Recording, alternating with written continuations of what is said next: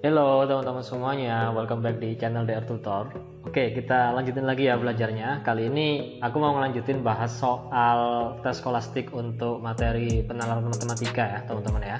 Nah, jadi soalnya udah aku taruh di kolom deskripsi, teman-teman bisa download dulu, terus coba kerjain dulu.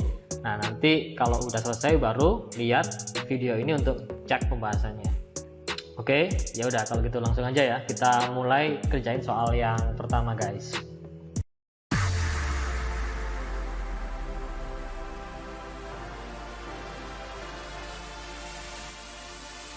Oke teman-teman, ini soal yang pertama ya. Kita coba baca dulu soalnya. Jika sebuah mesin dapat menghasilkan 180 barang per jam. Oke. Nah, berapa banyak barang yang dapat diproduksi oleh dua mesin dalam 25 menit? Oke, jadi kita disuruh nyari banyak barang ya yang bisa diproduksi oleh dua mesin dalam 25 menit. Oke, gimana nih caranya teman-teman? Nah, jadi di sini kan kita punya data ini ya teman-teman ya. Jadi kalau satu mesin, oke, satu mesin, nah dalam 1 jam, oke, nah dia bisa produksi berapa? Dia bisa produksi 180 barang, iya kan? Nah, kalau diketahui kayak gini, terus kita disuruh nyari banyak barang yang diproduksi oleh dua mesin dalam waktu 25 menit, gimana ya caranya kira-kira ya? Nah, ini kelihatannya rada ribet ya, tapi sebenarnya kalau teman-teman paham caranya, trik nyarinya gitu, bakal gampang nih cari hasilnya gitu teman-teman. Ya. Nah, caranya gimana? Ya, pertama teman-teman cari dulu berapa barang yang bisa dihasilkan oleh dua mesin dalam 1 jam. Oke, jadi ini kan udah tahu kita, kalau satu mesin 1 jam 180 barang. Berarti kalau dua mesin dalam 1 jam, kira-kira bisa ngasilin berapa coba? Ayo. Ya, ini kan perbandingan senilai teman-teman. Kalau 180 berarti kalau dua, ya 2 kali 180, ya kan? Berarti berapa? 360. Nah, gini kan? Nah, sekarang baru kita mulai ubah yang bagian jamnya ini. Oke, jadi kalau dua mesin dalam waktu 25 menit, nah ini bisa produksi berapa kira-kira teman-teman? Cara nyarinya gimana ya coba? Nah, jadi teman-teman ubah dulu, ya 1 jamnya ini berapa menit gitu kan. 1 jam ini kan 60 menit teman-teman. Ya, jadi ini kan 60 menit. Oke. Ya otomatis barangnya lebih sedikit dari 360 dong, ya kan? Nah, cara nyarinya ya berarti gini aja, 25 dibagi 60 ya, dikali 360 kayak gitu. Oke, jadi 360 per 60 ini sama aja artinya dengan banyak barang yang bisa dihasilkan oleh dua mesin dalam waktu semenit doang gitu. Tapi kalau 25 menit ya tinggal dikalikan 25 kayak gitu teman-teman. Oke, nah berarti hasilnya berapa nih? Ya tinggal bagi aja ya. Ini 6 kali 25 berarti 150. Nah jadi jawabannya adalah yang D. Oke, gampang kan? Kalau ngerti triknya, ngerti caranya gampang ya. Tapi kalau belum ngerti ya ini rada ribet juga gitu ya. Oke, kayak gitu ya. Bisa ya. Kita lanjut ke soal yang berikutnya. Oke teman-teman, kita lanjut lagi nih ya, soal yang berikutnya. Kita baca dulu yuk soalnya. 1 liter minuman dibuat dengan mencampur 3 bahan. Oke, dengan perbandingan berapa nih? 4 banding 2 banding 1. Nah, jika ingin dibuat minuman sebanyak 35 liter, nah pertanyaannya bahan pertama yang dibutuhkan adalah titik-titik. Oke, gimana nih guys caranya? Nah, jadi kita punya sebuah minuman nih ya. Jadi kalau 1 liter minuman ini, oke, minuman. Nah, itu dibutuhkan 3 bahan. Jadi ada bahan 1, bahan 2, bahan 3 gitu ya. Misalkan aku namain kayak gitu teman-teman. Jadi ada bahan 1, bahan 2, bahan 3. Ya kan? Nah, perbandingannya kayak gini nih, ya. Jadi 4 banding 2 banding 1. Ini bahan 1 yang 4 ini. Ya, ini bahan 1. Ini bahan 2. Ini bahan 3. Kan gitu kan? Nah, jadi kalau perbandingannya kayak gini 4:2:1, ya sebenarnya kan bisa aku tulis kayak gini teman-teman. Kandungan bahan 1 itu misalkan 4A, bahan 2 itu 2A, bahan 3 itu A. Ya. Nah, jadi kita misalkan seperti ini dulu teman-teman, ya. Loh, itu kenapa kok ada A-nya, Kak? Ya karena ini kan perbandingan teman-teman. Jadi bukan nilai aslinya 421 itu. Ya, kita nggak tahu nilai aslinya, makanya ini kita kasih variabel seperti ini, ya. Tapi kalau dibuat perbandingan kan tetap aja perbandingannya kan 4:2:1. Ya kan? Nah, dari sini sebenarnya teman-teman bisa cari ya kandungan yang dimiliki oleh minuman ini ya untuk ketiga bahan ini gitu ya. Jadi bahan 1 itu jumlahnya berapa kita bisa cari teman-teman. Caranya gimana? Nah, jadi gini, kita jumlahin dulu nih semuanya. Oke, berarti kan jumlah semuanya ini 4A tambah 2A tambah A. Itu kan sama dengan 1 liter ini teman-teman. Ya kan? Sama dengan 1 liter. Jadi ini 7A sama dengan 1 liter. Berarti A-nya berapa? Ya 1/7 liter. Kan gitu. Berarti bahan 1 kandungannya berapa teman-teman? Aku taruh di sini aja ya.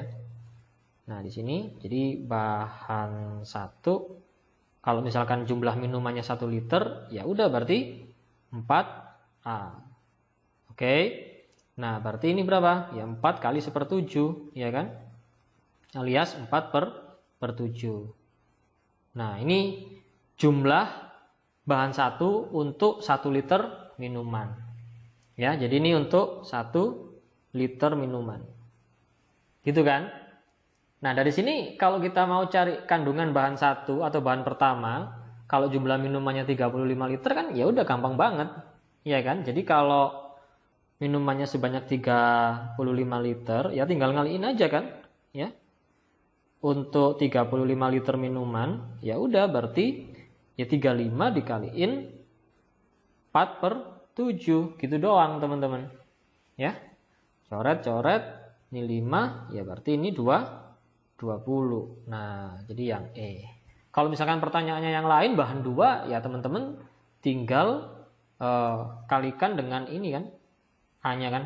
Ya, jadi 2A berarti 2 kali 1/7. Nanti baru kalau 35 ya dikalikan 35. Gitu doang teman-teman. Oke? Gampang ya? Bisa ya teman-teman ya? Oke, kita lanjut ke soal yang berikutnya. Ya, kita lanjutin lagi ya teman-teman ya. Soal yang berikutnya kita baca dulu yuk. Irfan mendapatkan kenaikan upah sebesar 4%. Oke, ditambah tambahan $10 per minggu. Ya.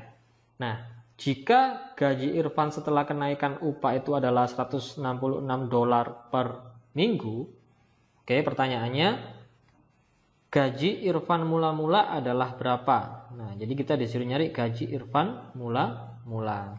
Oke, gimana nih teman-teman? Nah, jadi di sini kita punya beberapa informasi ya. Yang pertama, gaji Irfan setelah kenaikan upah. Nah, ini nih ya.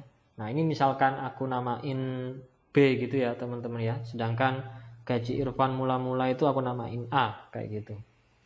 Nah, terus di sini kita juga punya persen kenaikan upahnya sama bonusnya gitu. Oke?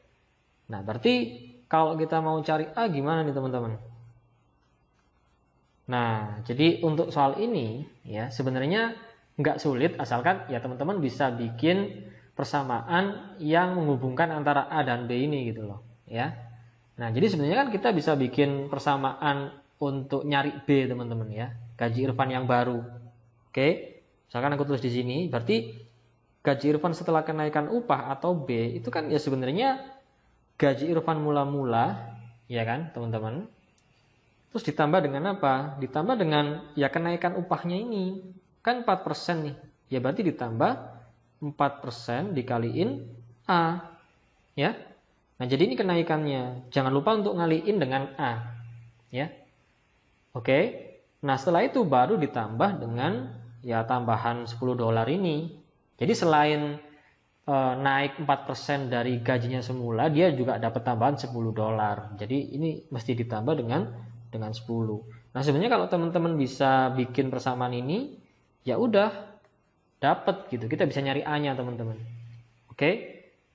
Caranya gimana? Ya udah, masukin aja angkanya di sini. Ini kan kita udah punya B-nya kan nilainya 166 dolar. Berarti ini 166 sama dengan A ditambah 4%. Ini kan 1 nih teman-teman. 1 itu sebenarnya sama aja dengan 100% gitu ya.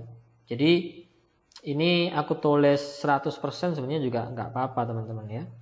Jadi sama dengan 100% A ditambah 4% A kayak gini juga nggak masalah. Oke?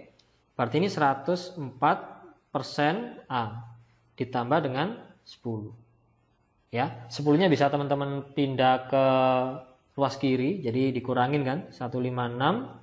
Nah, ini 104%. Persen itu berarti per berapa? Per 100 kan? Jadi 104 per 100 berarti 1,04 A. Nah, jadi kalau mau cari A, ya udah berarti 156 dibagi 1,04. Oke, nah ini hasilnya adalah 150 ya teman-teman ya.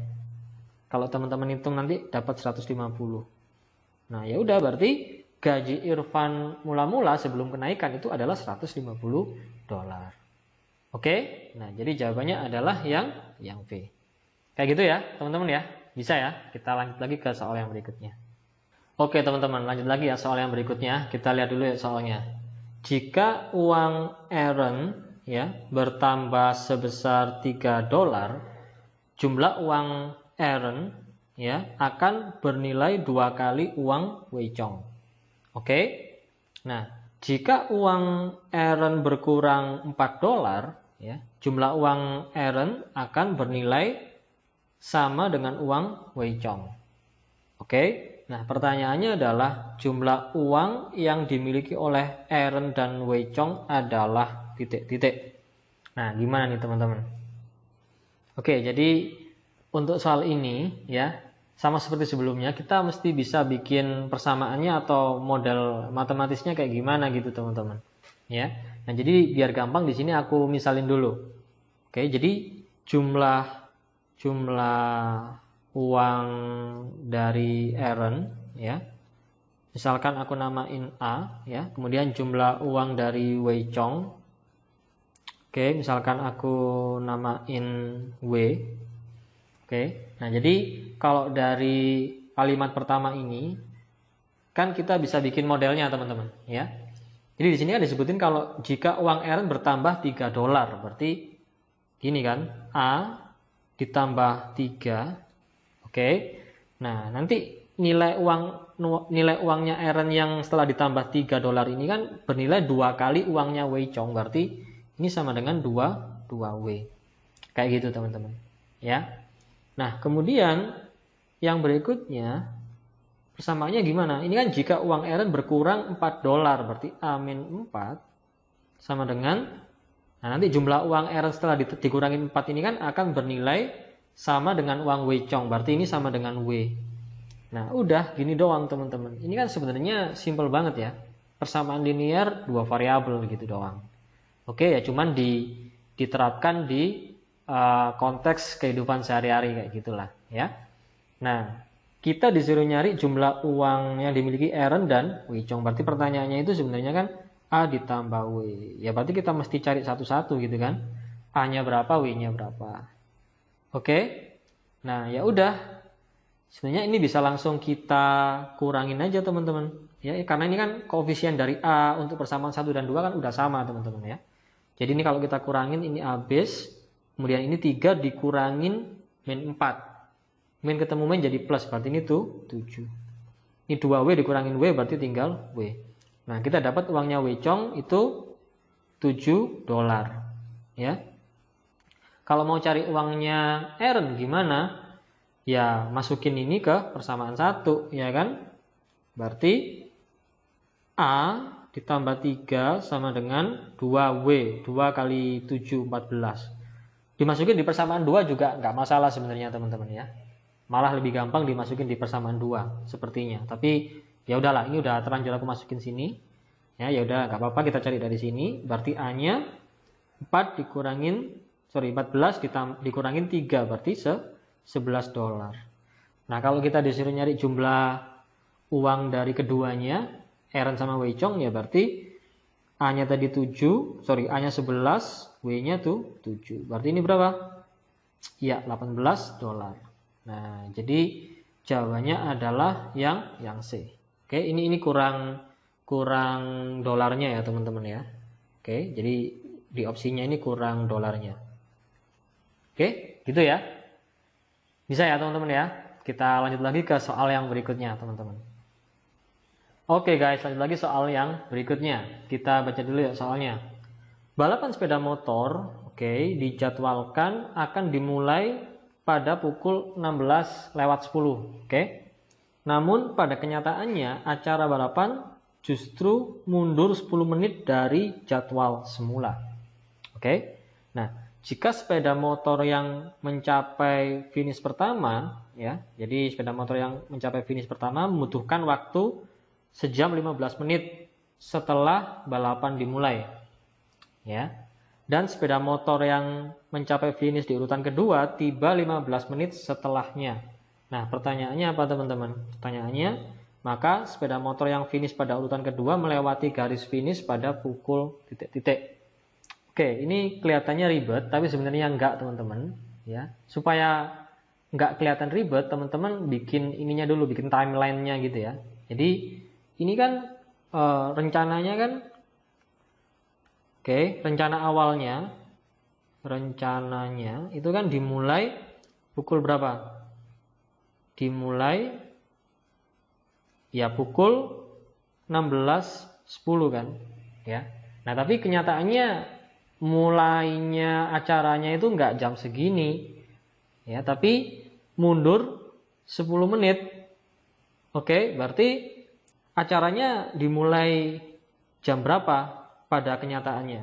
Jadi aku tulis di sini ya, acara dimulai pada pukul berapa, teman-teman? Pada kenyataannya.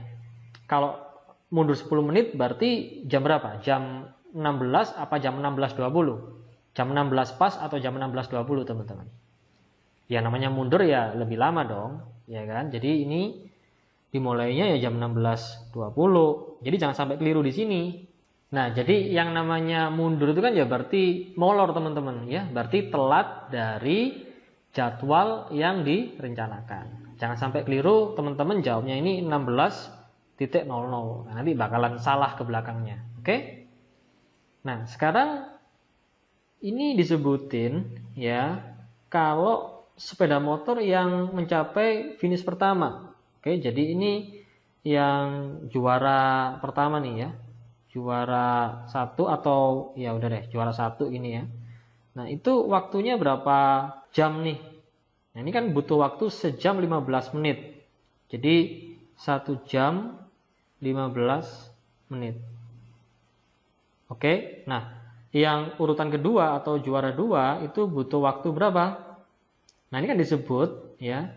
Jadi untuk sepeda motor yang finish di urutan kedua itu tiba 15 menit setelahnya. Artinya 15 menit setelah sepeda motor yang pembalap yang menjadi juara 1 ini, teman-teman. Ya, berarti waktu yang dibutuhkan untuk pembalap yang juara 2 ini berapa jam nih?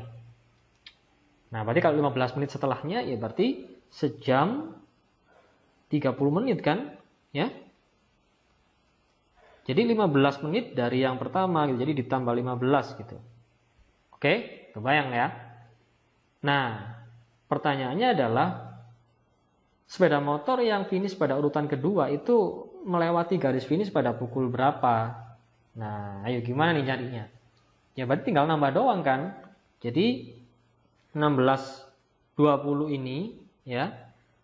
Ini ya ditambah dengan ini, teman-teman. Jadi 1 jam 30 menit setelah 16:20, jangan keliru ditambah yang ini ya. Jadi setelahnya itu setelah yang 16:20 acaranya dimulai, kenyataannya gitu ya, bukan jadwalnya kayak gitu, teman-teman. Nah berarti 16:20 ditambah sejam 30 ini gitu ya. Nah kayak gini lah ya. Ini cara ngitungnya doang nih, teman-teman. Biar gampang gitu ya. Nah berarti sepeda motor yang finish di urutan kedua ini melewati garis finish pada pukul 17:50. Jadi jawabannya yang C. Oke, kayak gitu ya teman-teman ya. Ini nggak sulit, asalkan teman-teman ya bisa bikin timelinenya dengan benar gitu teman-teman. Oke, kayak gitu ya, bisa ya. Nah, sekarang soal yang ini teman-teman ya. Nah, tapi untuk soal ini aku nggak akan kerjain di sini. Ini jadi PR buat teman-teman ya untuk latihan. Nah, jadi teman-teman coba baca dulu soalnya ya, kemudian teman-teman coba kerjain. Nah, nanti kalau udah dapet jawabannya, coba posting atau tulis di kolom komentar nih ya, nanti aku bales deh jawabannya benar atau salah gitu ya teman-teman ya. Kalau misalkan ntar banyak yang salah, aku coba bahas di pertemuan yang berikutnya teman-teman. Oke, segini dulu ya teman-teman ya untuk sesi pembahasan soal tes skolastik penara matematika kali ini. Nah, teman-teman jangan lupa untuk subscribe dan nyalain lonceng notifikasinya supaya nggak ketinggalan sesi pembahasan soal-soal tes skolastik yang berikutnya. Dan mudah-mudahan bisa bantu teman-teman buat persiapan menghadapi UTBK atau SNBT tahun 2023 ya teman-teman ya. Dan bisa bantu teman-teman untuk masuk di kampus impian teman-teman semua. Oke, gini dulu ya teman-teman ya. Thank you, bye-bye.